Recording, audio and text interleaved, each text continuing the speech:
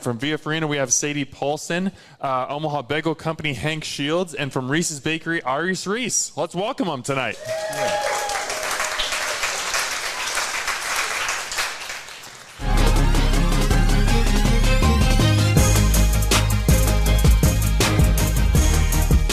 Hey there, Omaha. Welcome into another episode of Restaurant Hoppen. I'm your host, Dan Hoppen, and tonight's panel is all about a food item that I think everyone in the world has at least some experience with. Whether you're an artisan baker or you are a 3-year-old who is just slamming down a PB&J on Wonder Bread, we've all eaten bread. We all love bread, but I want to understand bread. I don't just want to enjoy it. I want to get to know it a little bit better, and that's why I invited these 3 guests to be on the panel tonight. They are all intimately in love with bread, and they're going to talk all about it tonight. From via Farina, we have Sadie Paulsen, Omaha Bagel Company, Hank Shields, and from Reis Bakery, Reis. Let's welcome them tonight.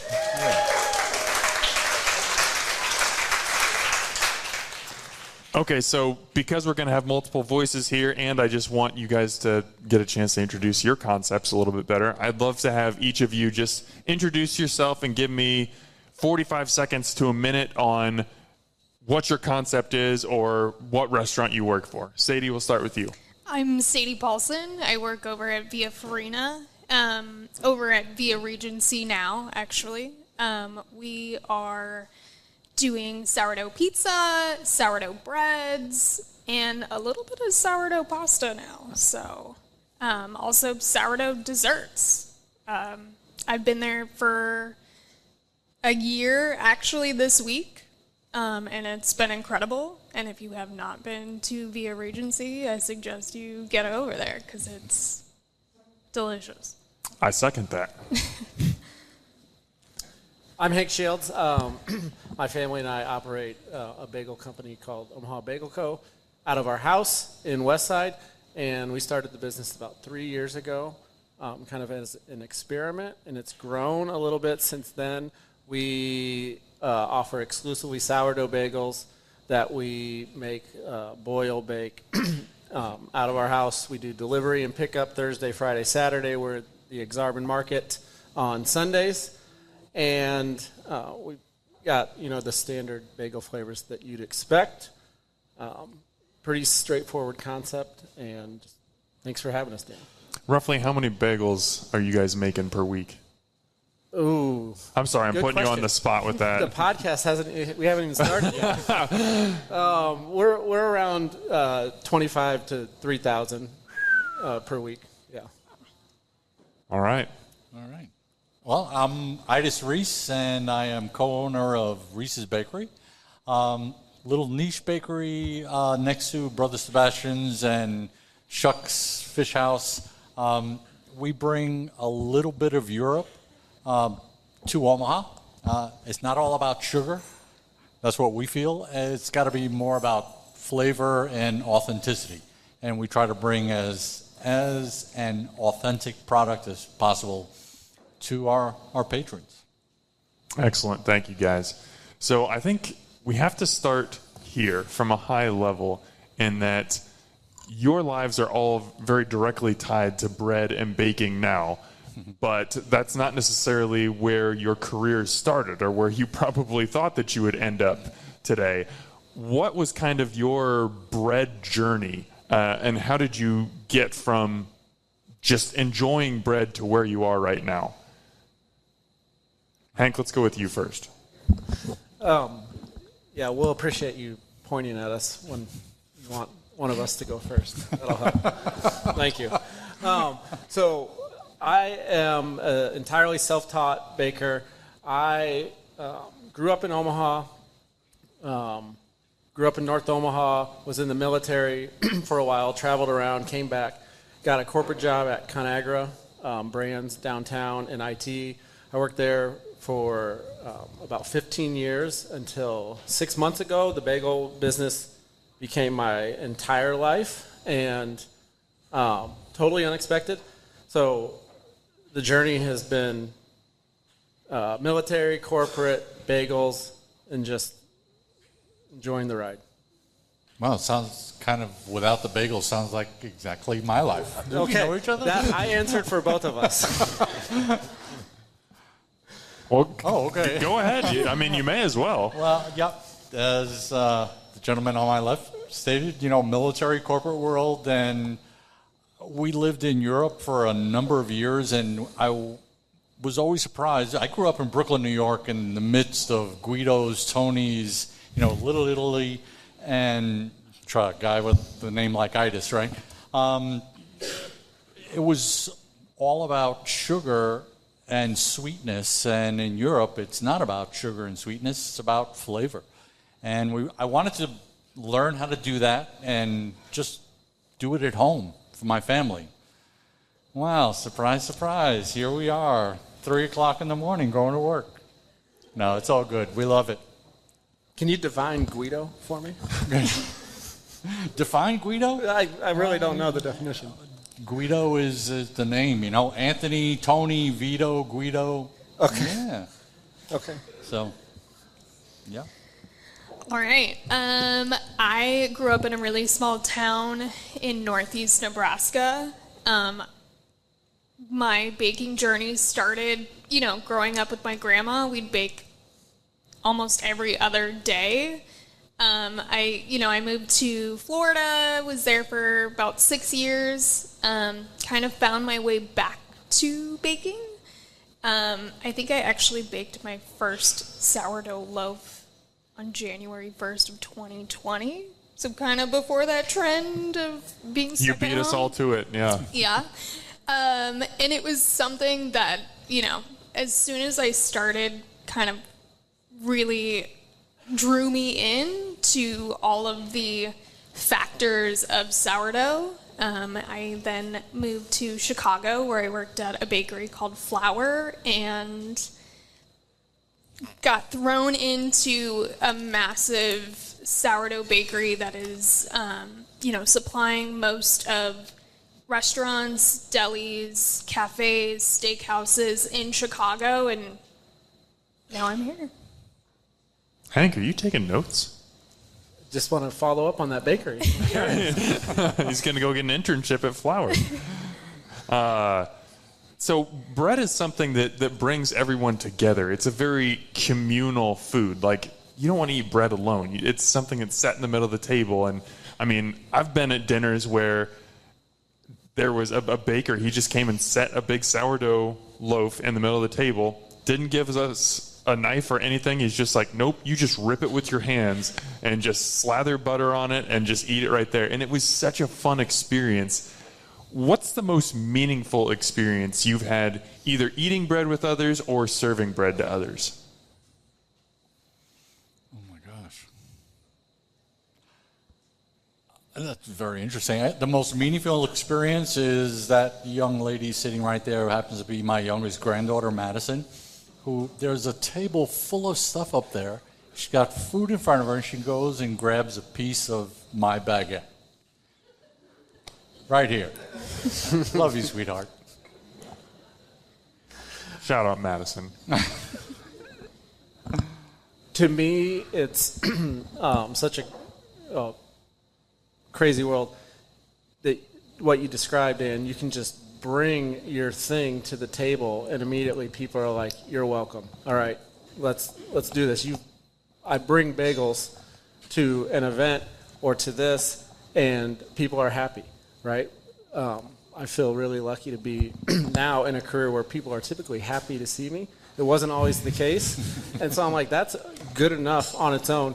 But just last week, the people that I've met in this, just since this started, the prior operator owner of Jams, a guy named Mark, we are friends through this, and he's like, oh, this girl named Ellie used to make this awesome marble rye. Her restaurant's closed, and I'm like, I actually know Ellie, and just left it at that. That was like a month ago. Last week, I'm like, hey, Ellie, this guy really loves your marble rye. Would you be interested in trading some bagels for a marble rye? She's like, I would love to. And so I traded her bagels for her marble rye, dropped off this marble rye at Mark's doorstep, was like, hey, left a little surprise on your doorstep, and the whole circle is just amazing.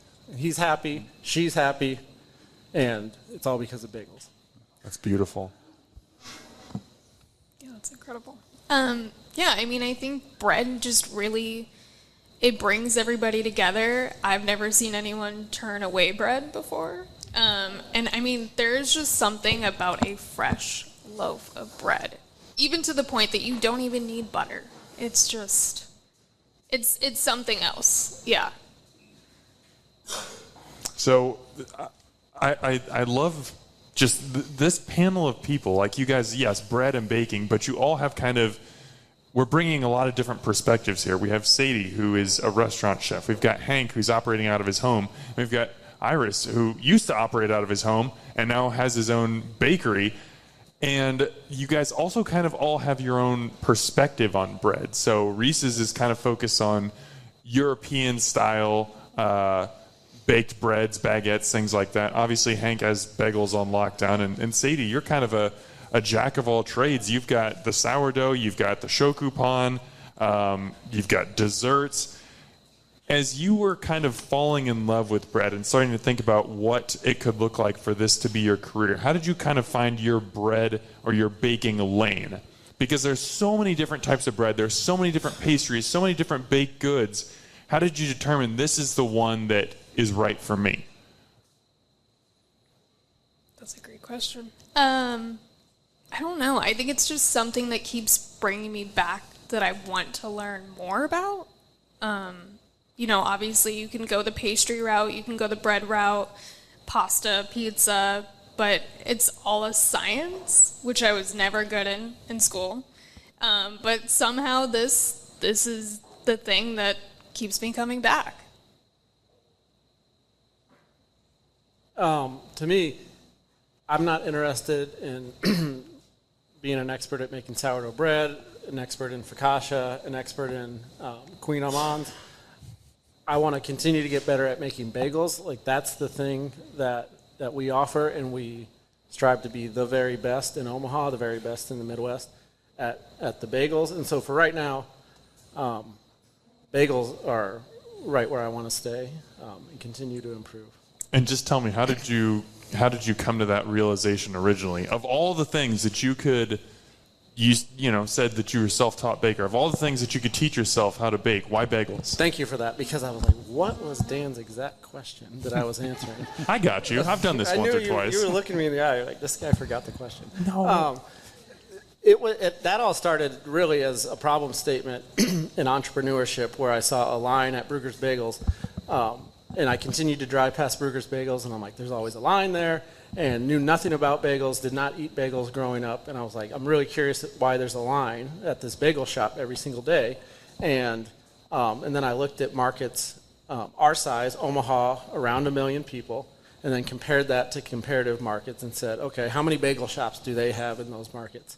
Typically, there's more than Omaha has. So I said, maybe there's room for us to add to the bagel experience in Omaha. And that was how it started. It started with a hypothesis that there was potentially more demand than supply for bagels. And so I said, let me see if I can make a really good bagel. And then I said, how do I differentiate myself?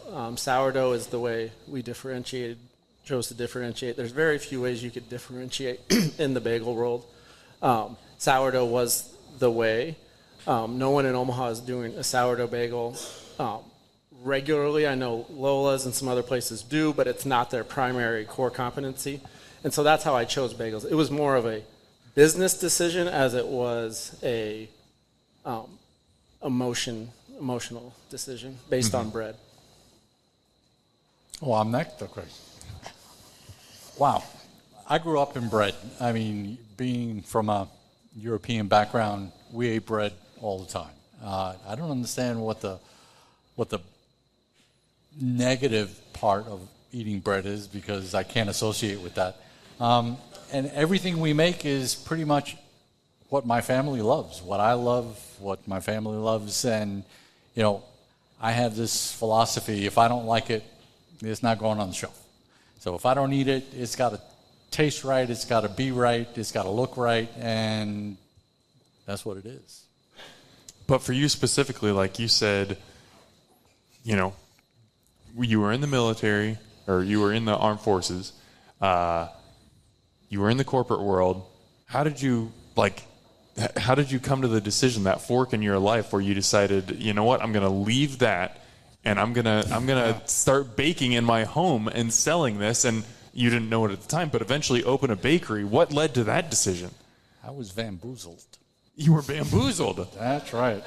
And will the lady who's responsible for me making this leap please stand up? No, when we moved to Omaha, my daughter said, you know, Dad, there's this thing in Omaha, you can have a cottage bakery.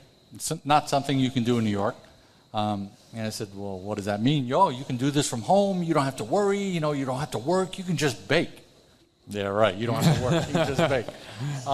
So I said, okay, well, you try anything once, right? What have you got to lose? And we opened up shop, and we couldn't keep up. Inside of the first week, it was insane. I couldn't keep up with the orders, and we were operating out of a kitchen with a regular stove, and I'm trying to make baguettes, I'm trying to make Queen Amman, I'm trying to make pain au chocolat. And you could do that, but there are not 60 hours in one day for you to be able to do that for our customers. So looked at my wife and I said, should we take a leap of faith? And left it in God's hands, and he pointed us in. We didn't even want to go where we are. I wanted to stay west of 168. But he opened the door, and there was a shop that had everything in it. It had stoves, it had refrigerators, it had a walk-in freezer. Hello? I mean, do you have to drink the whole glass to know that you're drinking milk? No, not necessarily. And here we are. The rest is water under the bridge. So, Sadie, you said something in your answer that I definitely wanted to get you guys' opinions on, in that bread is a science. It's not like savory baking where, you can fiddle with things in the recipe and still have it mostly come out the same, or even while you're baking something, you can be tasting and be like, ooh, that's a little salty. I need to add something else, or, oh, that's doesn't quite have the heat that I want. Let's throw some chili flakes or something in there. Baking, it's a science. You have to be very exact with everything. Just kind of tell me about what that progression was like for you in understanding exactly how you're going to develop your recipes, and are you still tinkering with them now? Always tinkering, especially with the last couple of weeks with this heat. Sourdough does not wait for anybody. It has a mind of its own, and with that temperature, the fermentation we were talking about it earlier, something that would take 3 days. With the heat, it could take a day and a half to 2 days. I think that's the fun part, too. No day is the same. Every day is different. You have to adjust your recipes to climate, which Omaha, Nebraska, is always changing with the climate. But yeah, changing your hydration. Should we up the hydration? Do we want a fluffier focaccia with a crispier crust? Do we want something a little more dense? So I don't think you ever have a standard recipe. I feel like you're always adjusting it all the time. You always want it to be better. You guys have anything to add to that? Yeah, that's true. Absolutely.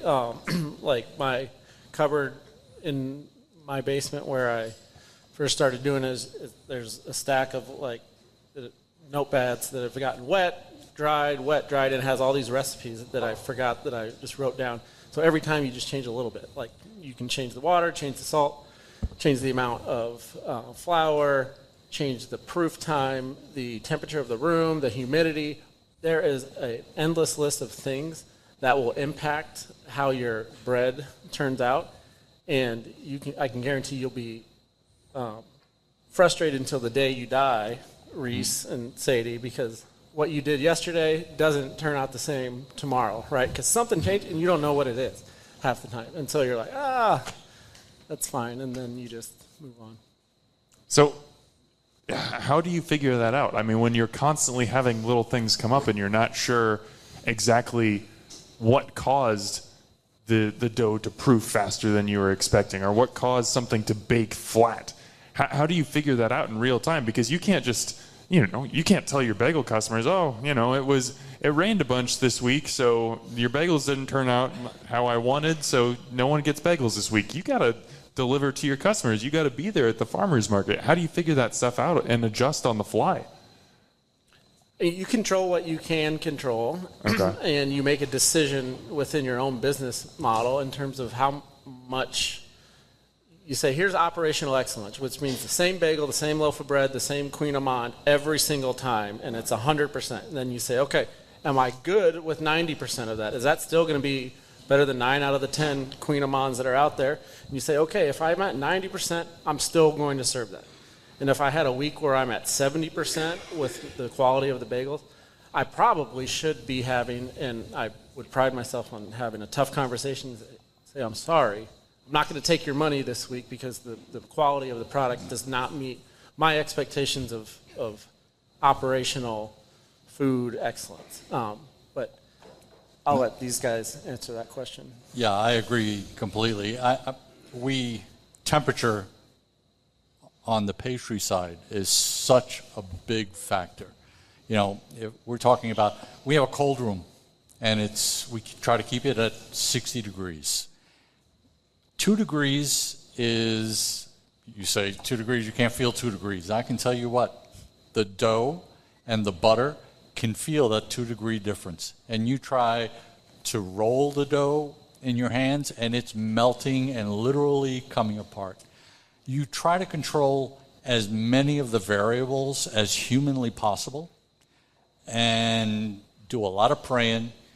And our philosophy is, if it's not perfect, we don't put it out. If it doesn't look right, if it doesn't feel right, if it's too brown, if it's not brown enough, you can brown it, of course, but if it's too brown, we don't put it out. Like I said, you try to control those variables that are within your power to control. Everything else it's a crapshoot. You don't know what's going to happen. We lost power. Half of the shop had power, the other half didn't have power. One oven worked, the other. So what do? You improvise. You go in stages, you bake what you can, you slow down everything else. And if everything that you normally have ready at 7:30 isn't ready, guys, this is reality. This is life. You take it as it comes and go with the punches. So that's really interesting, because I've gotten this sense from talking to bakers previously, even from talking to some of you guys, is that part of the allure of baking is there's no mastering it.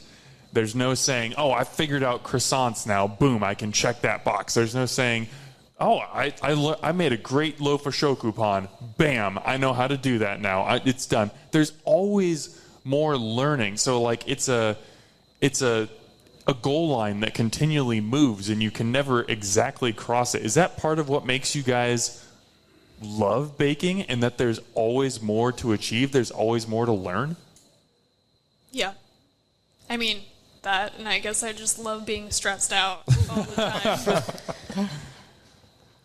time. No, I don't love that. I would prefer to be able to put out the same exact product 10 times out of 10 and be 100% consistent. The act of learning, yeah. Love that. Do not love inconsistency in delivery. Yeah. Sourdough, I empathize with you guys, because sourdough is the trickiest thing. Reason being, it's alive, right? It's a culture that matures rapidly based on temperature. It doesn't mature as rapidly based on temperature. And then you add a humidity factor. Sourdough is, my hat's off to you guys.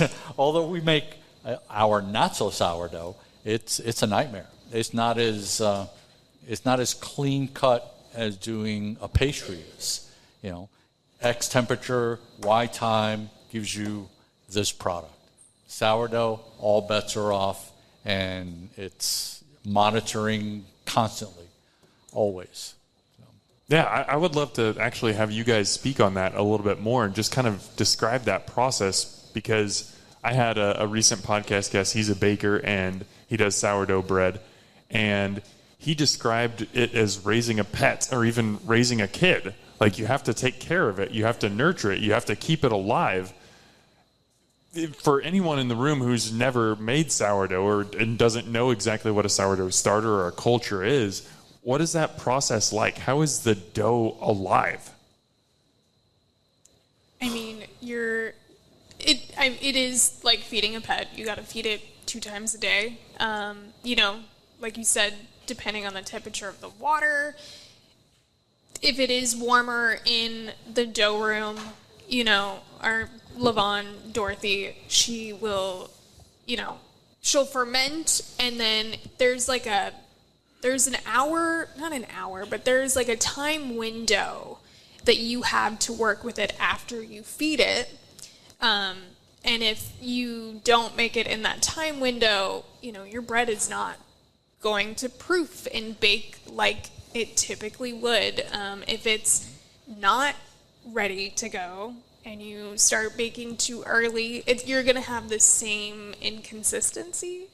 A good way to tell is they always say to let your sourdough float. If it floats in water, it's ready to go. But yeah, I mean, it's like keeping a pet alive. So if you can do that, I mean, you can keep a sourdough starter alive.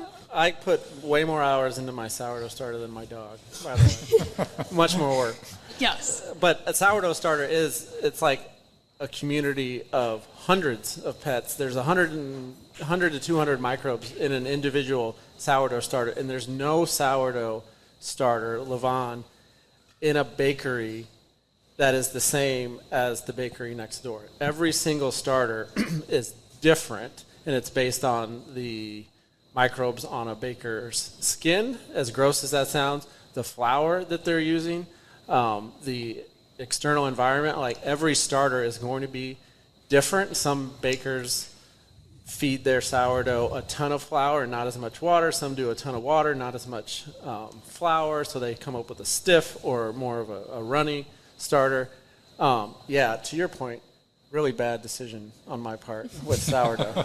It tastes delicious. It is, yes. I like it better. I like the end product. The maintenance, though, commercial yeast, those guys, they do have it's a step 1, 2, 3. I will typically get the same product. Sourdough, you're like, I can't even leave the house to go pick my kids up, right? Because I'm worried about the starter. So there's a whole lot of other variables. It's like a gremlin. You can't feed it after midnight.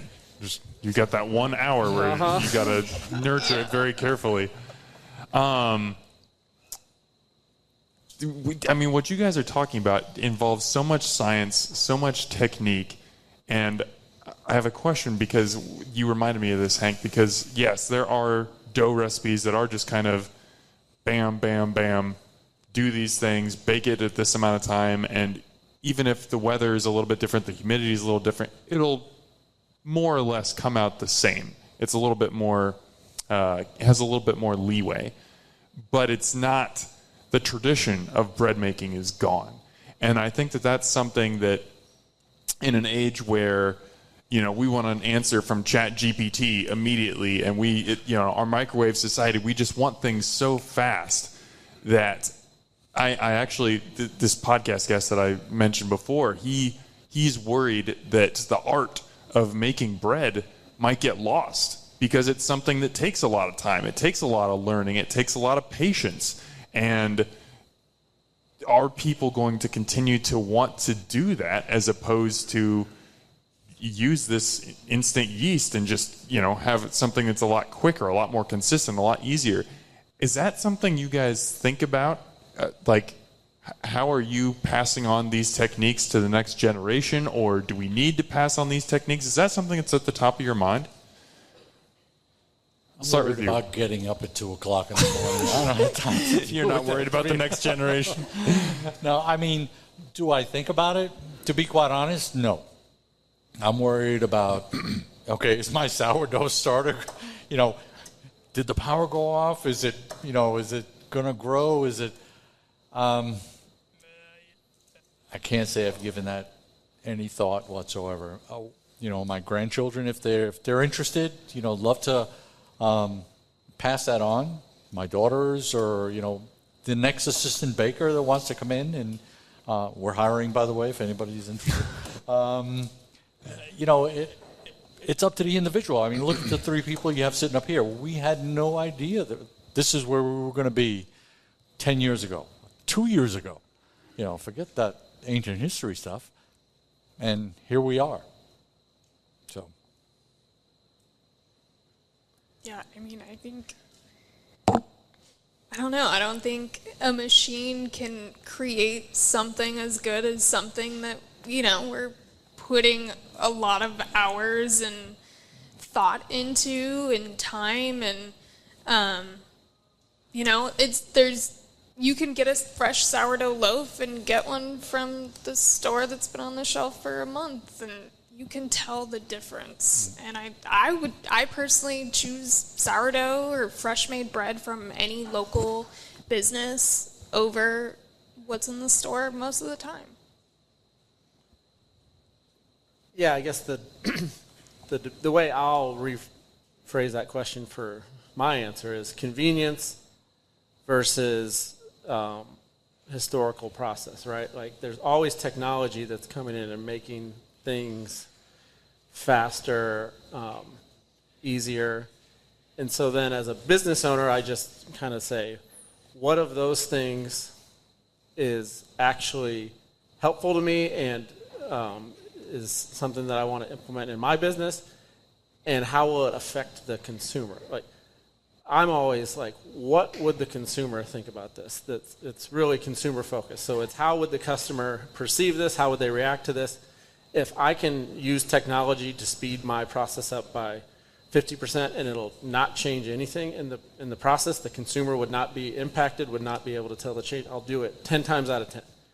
If it's going to impact the process or the output by so much percent, then I say, well, what is the mission of my business? Is it impacted by me implementing this convenience factor, right? Will my consumer be impacted by this? Depending on the level of impact to the consumer, I would make a decision based on that. Am I thinking about the prior generations? Yeah, I think about the fact that they had to knead all this dough by hand, which is really, really painful to think about. I would not be in this business if we didn't have mixers, 100%. But sourdough bread was the only bread for thousands of years. Like, there was no commercial yeast back in the day, so sourdough was the only way. And so that's something I think about. Do I think about the next generation? Not so much from a bread perspective, but from a how are my kids going to be? What's the world going to be like when my kids are my age, and how can I educate them in ways that are going to prepare them better than I was prepared? I think about that all the time. How so? What are some steps that you're taking to prepare your kids? I was not educated on entrepreneurship at a young age. I was not I didn't have a mom and a dad present at all times. Business aside, bread aside, that's something, be present. I was not educated. Wasn't able to witness my parents working every single day. I was not an active part of their work life, and now with this business, I'm able to give that and bring my kids along, which I hope is preparing them to be better humans down the road. Really, this business has given me an ability to educate and connect with my kids in a way that I never would have been able to do working in corporate America. And that is one of my favorite things about Omaha Bagel Company, is that whether you get a delivery from them or you go down to the farmer's market, you'll see the kids. They're involved. They're involved in the baking process. I came over to you guys' house and saw that. And actually, my first touch point with Omaha Bagel Company was with one of your kids. It was, I placed the order online, or I texted, or however it was, DMs, whatever it was, And then my first interaction was one of your sons delivering the bagels to my doorstep and saying, hey, here you go, man. That was awesome. And I thought that was so cool. Maybe you're not passing down like some crazy technique from generations and generations to them, but you're using this business and you're using bread to teach them like life skills that are going to impact them and the people around them for the rest of their lives. And I think that's really cool. Kind of speaking off, you mentioned you're monitoring and you're thinking about ways that can improve the business without impacting the product negatively. Are there any trends that you guys are monitoring in the bread making world right now? And this could be something that you're either monitoring because you're like, oh, that's a technique or that's a product that's pretty cool and I want to try it. Or on the opposite end of the spectrum, something where you see it, like it's something that pops up on Instagram all the time and you're just like, oh, another person doing rainbow croissants. Like what are we doing here? Are there any trends that you guys are keeping your eyes on in the baking world right now? Or ones that have you most interested?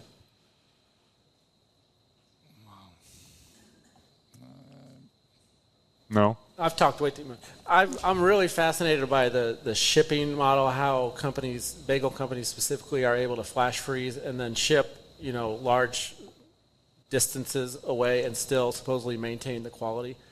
Super fascinated by that. That's become a bigger trend where people in New York, businesses in New York, are claiming to be able to ship bagels that are just as good as buying them in the shop.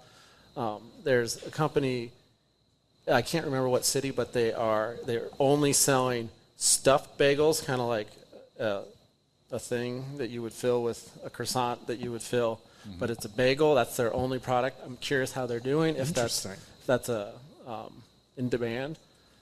Those are the two things that come to my mind.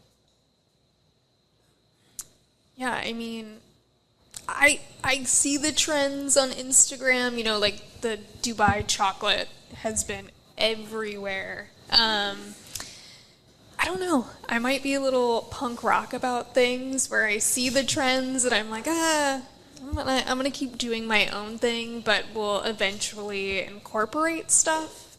But I kind of just make what I feel like eating. But you're also, what makes you unique is you're part of a team at Via Farina. Yes. It's like you guys are solely bread and baking businesses for the most part. I shouldn't say solely, but that's your core product. At Via Farina, you've got other things on the menu. You've got, other team members, but you are kind of the head of the bread department. How do you work with those other arms of the company, the other cooks, the other chefs on the team to decide what bread you're going to create, how these breads are going to go into different dishes? Are we creating sourdough pasta? Because that's a thing now, which is awesome. How does that dynamic work at Via Farina? I have Chef John will come up to me all the time and be like, I kind of, I saw this or I had this somewhere and I kind of want to recreate it a little bit. Or the man is full of ideas. So he'll give me kind of a, general idea of what he wants to do. And I'll be like, what bread can you make with that? What pasta can we do with that?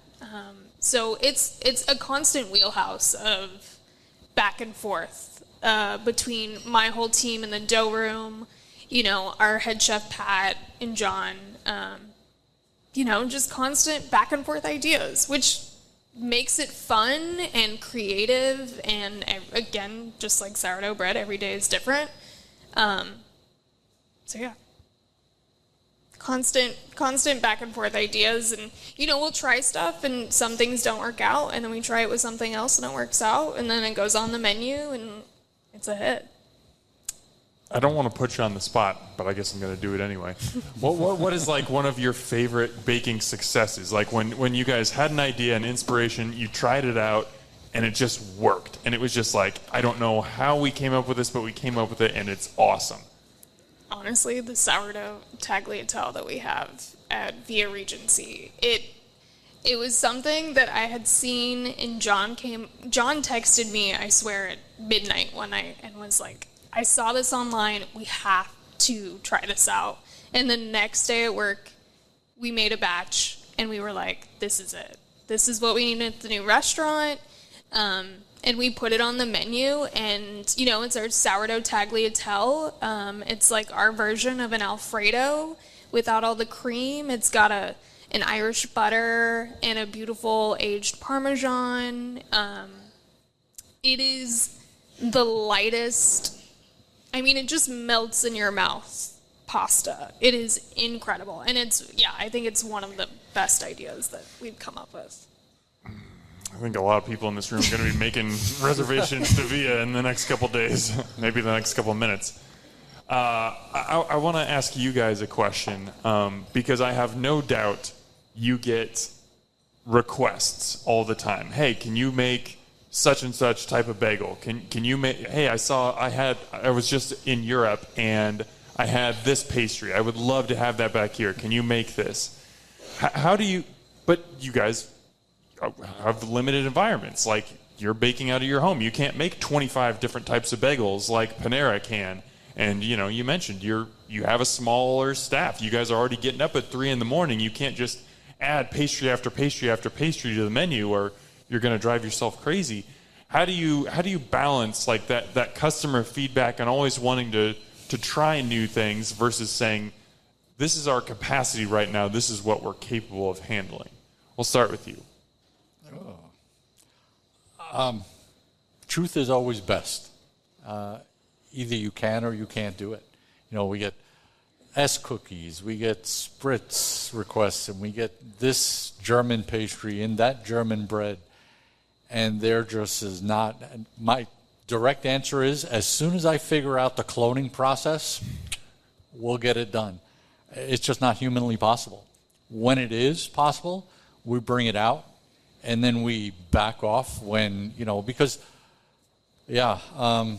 personnel, it fluctuates, just like the weather in Nebraska, and you go with it, and you increase what your output is when you can, and decrease when you can't. So you just try to stay ahead of the game. Have a core product, do it as best as you can, and everything else is gravy, as the saying goes. So, yeah. I mean, we should all be so lucky that we have a thing that people feel enough ownership in, that they are like, hey, try this. What do you think about this? That they want to have that dialogue. So I'm always open to the dialogue. I'm like, let's talk about it. I want input on all aspects of the business. And then to Iris's point, it's transparency. Like, people respect honesty and transparency. So it's okay. Great idea. I'm not going to do that, or yes, I'll try that, but it might be, you know, a little bit different than you had imagined, just based on the reality of the constraints within our business. And so, really, it's like all the ideas are welcome. Can we execute? Maybe, maybe not. But that dialogue is what's most important to me. It's not necessarily, I don't think, the customer is necessarily as keyed in on, are you going to deliver the thing I asked for, as to, did you hear me? And did you engage in a dialogue with me about the thing? Fine. I forgot I even asked you to make mini bagels 10 minutes ago, because we're having a dialogue that, you know, shows I'm listening to you and I care about your opinion, and you care about the business. So I'm like, if you want to have ownership in this business and you feel proud enough to tell your friends and you want to ask me to make mini bagels for your thing, I'm humbled. Can I do it? I don't know. Well, now I want mini bagels, and I'm gonna keep bringing it up until I feel heard. The answer's no. The answer's no. I want to talk real quick about dietary restrictions, because anytime that I go to a bakery or have some bread and I post about it online, I already know that the comments are coming. There's going to be people that say, is it vegan? Are there gluten-free options? Are there alternative dairy options or alternative grain options? If I'm getting that, I cannot even imagine how many comments that you guys get. What is that? And it's more possible in some baked goods than others. With some, it's just with croissants, you're using butter. Like, you can't make a vegan croissant. Maybe you can, but you can, but it wouldn't be your product. Yeah. So when you get comments like that and you get people asking about that, how do you find that balance between trying to say, you know what, I will be accommodating, I will listen to you, or saying that's just not possible? Like, how do you respond to those comments, I guess? Sadie, we'll have you go first.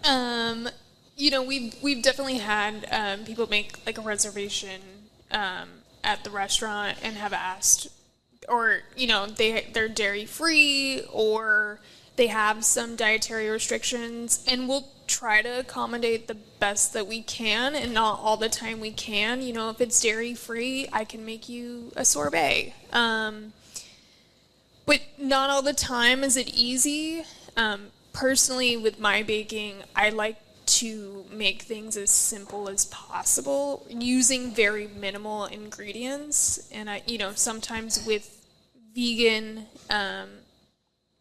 baking, there's a lot more ingredients that go into it to replicate something that's not vegan, like a croissant. The butter that goes into a croissant has, more into it than just cow's milk. So we'll try to accommodate as best as we can, but not all the time we're able to do that. And we'll be very transparent about that as well. So. Yeah, people constantly were asking for gluten-free bagels, which we never carried until about a month ago. We found a baker that does great gluten-free bagels. We don't make the bagels. We purchase from him. We stock them at the farmer's market. When we sell the bagels, we always say these were not made by us. These are made by Heavenly Body Bakery. Alafia Wright is his name. He's off 121st and Center out of the Daily. He makes amazing gluten-free stuff. So if someone comes to us and says, do you have this? And we don't, I'm like Santa Claus in the Miracle on 34th Street. I'm pointing them to somebody else that's going to appreciate the business, right? And if we don't do it, someone else probably does. And I'd love to send them somewhere that they can get what they want. That's awesome. We don't do gluten-free, sorry. Yeah, bread's got gluten in it. It's there are a couple of options that we do have, and we're just look through the window. And as transparent as that window is what you get from us. We tell you what it is, what it isn't, what we can, what we can't do. And I'm sorry to say, it's not that I don't want your business, but I can't jump through that hoop.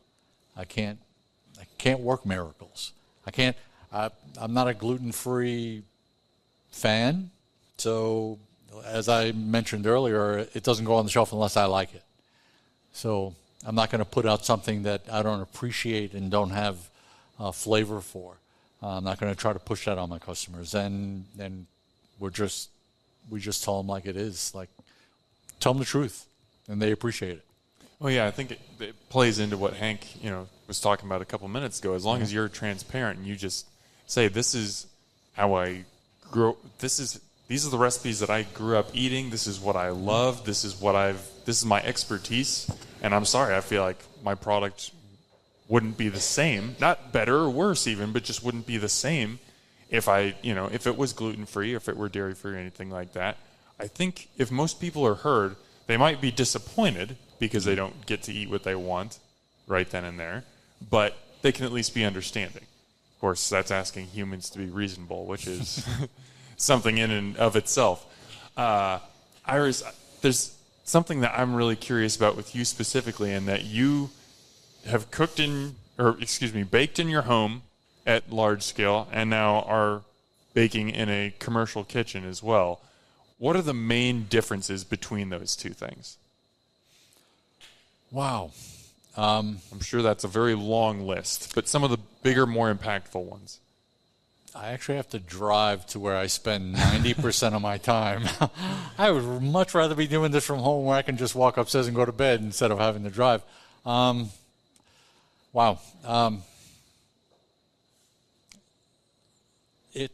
The most impactful thing, I think, from my perspective is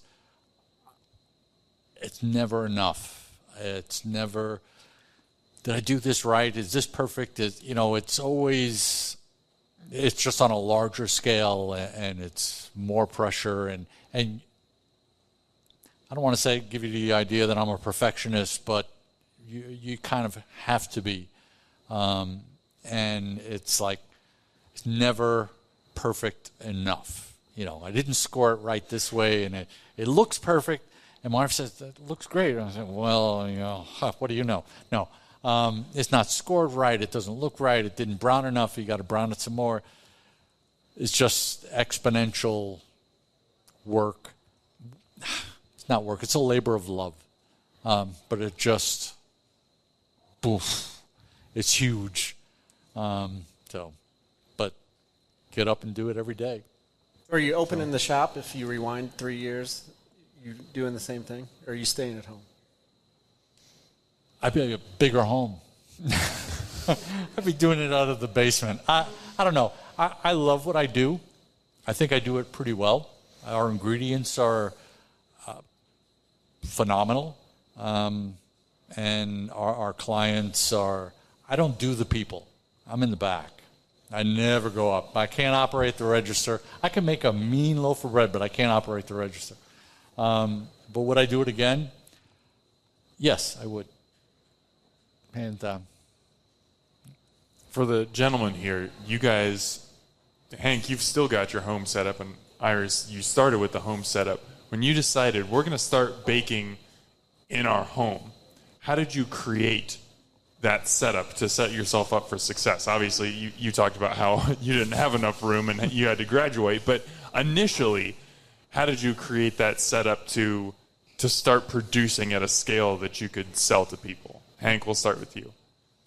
So we had been driving past this Bruegger's for forever, and I kept commenting, and my wife finally was like, just stop. You have to stop. You're super annoying. You cannot keep saying, why is there a line? And so I stopped, but I kept thinking about it. And so then I found a big Hobart, a 30-quart Hobart, on an auction 2 hours away, bought the thing, drove there on a Wednesday afternoon, took the day off work, called my wife on that Wednesday afternoon and said, hey, I'm going to get this mixer. She said, I have no idea what you're talking about. I'm like, for the bagels. She's like, oh. And brought the mixer home and fit it in the house. So that was the first thing that I fit in. And then I learned how to make bagels, and I just kept bringing things in to continue to make more bagels as people wanted more bagels. And so it's just a very iterative process. You just make it work. You don't really think about the end game when you're just rolling the dice for the first time. You're kind of day by day, at least me. And then slowly you have multiple commercial refrigerators, you have commercial ovens, you have multiple mixers, and you turn around and you're like, oh, I have a shop now. You don't really know how you got there, but you're there, and you're like, I got to do this now. I can totally agree, and I know exactly where you're coming from. That's exactly how it happened to me. We had a 8-quart mixer, went from an 8-quart mixer to a 30-quart mixer. My son-in-law helped me bring it in the house, and then it just goes from there. It's like it has a life of its own. If you are into it, if you love it, it just grows, and it has a life of its own, and you try to keep pace with its growth. You try to keep pace with your customers' needs, wants, and desires, which is not possible, but you do the best you can, and one day at a time. Sadie, baking bread and baking desserts, those are two responsibilities that you have at Via Farina, and they both fall under the baking umbrella, yet this is my assumption. You can feel free to correct me if I'm wrong, but they seem like extremely different things. Well, what are the main differences between baking bread and creating desserts? I mean, depending on the dessert, there's multiple components to make into a final dessert. Bread is, to me, it's pretty simple. You have just flour, water, salt, and yeast. And, you mix it together, give it its couple of folds, shape it into a loaf, come back the next day and bake it. Whereas making a dessert, I did a custard cake this past weekend for the dessert special, and I hand laminated puff pastry. So it was making that, and then, all the components to making custard and a fresh jam to go with it. There's just so many more steps, I feel like, in desserts. But both are similar but very opposite. But I like doing both. I'm very grateful at Via that I have the option to do both. So I get to play around with different breads, and then I still get to get a little more creative and crazy with desserts. Very different, but both very fun, and I feel like desserts, I get a little more creative with it. It keeps things interesting. You got some variety in life. Yes. Like we talked about off the top, bread is a very communal thing. It's something that brings people together. And I can think of instances with each of your businesses in which that has impacted me.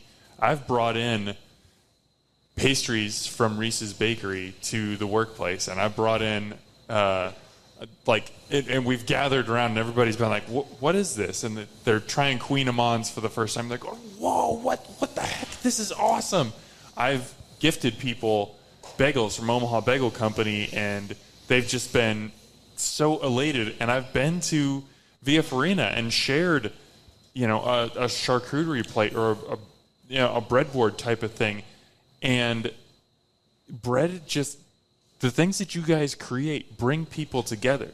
They form bonds. They make relationships. Like, I know I'm sure sometimes you guys are just so head down, you're just thinking about production, but do you ever get the chance to think about the impact that what you're creating is having on not just society overall, but individuals on an individual basis? Did I just blow all your minds? I mean, look at the people that you guys brought together tonight. All these people in this room are here because of bread, because of what you guys created. I didn't expect the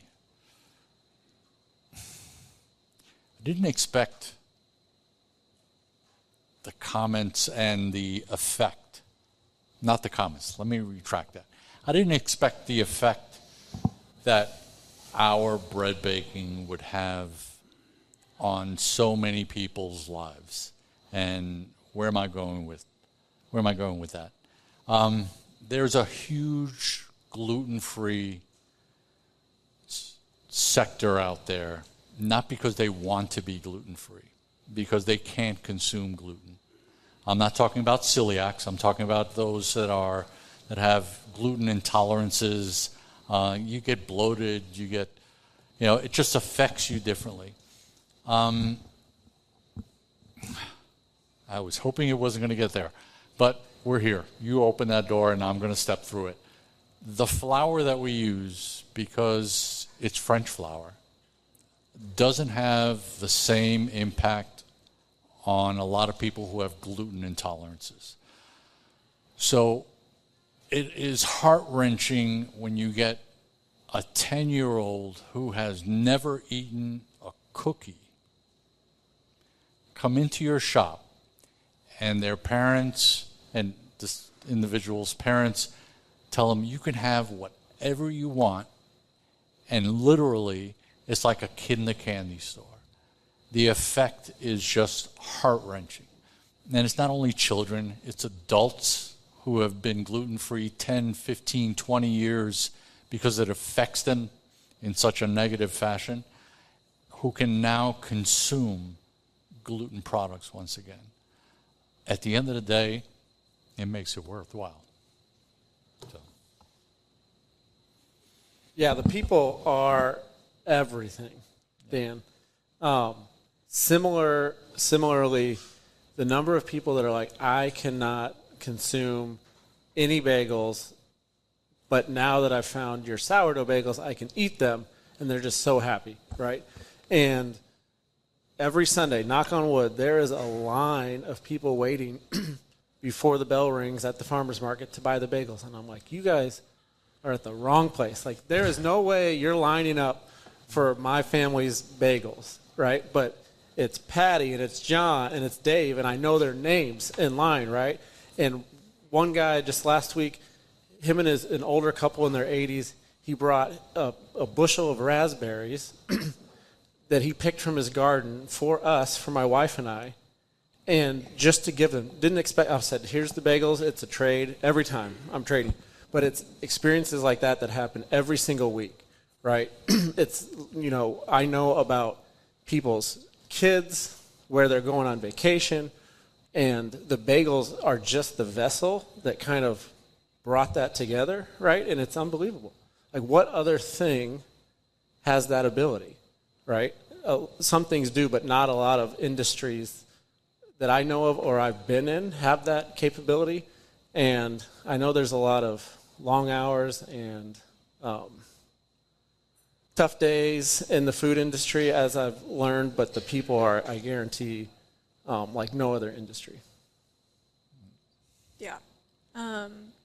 For me, my bread dessert journey is probably a little more selfish. I was going through, a time in life where I needed an outlet, and that was that for me. It still is that for me. And so I as an individual, I'm always really hard on myself, and I want everything to be perfect without trying to be a perfectionist. And, when you get comments, this is the best bread I've ever had. Oh my gosh, I used to get this dessert as a kid, and I haven't had it in years. It humbles you a lot. And it definitely makes the long hours and all the work that you put into it worth it. Again, I just keep coming back every day to do it. Well, I can't think of a better sentiment to wrap things up with than that. Thank you so much, guys, for taking the time to come on this panel tonight. This was fascinating. I learned a lot. We got some great stories. We got some fantastic bread. Just thank you so much, guys, for all the hard work that you put into this and for coming on the podcast tonight. Thank you, sincerely. Thank you. Thank you. Thank you.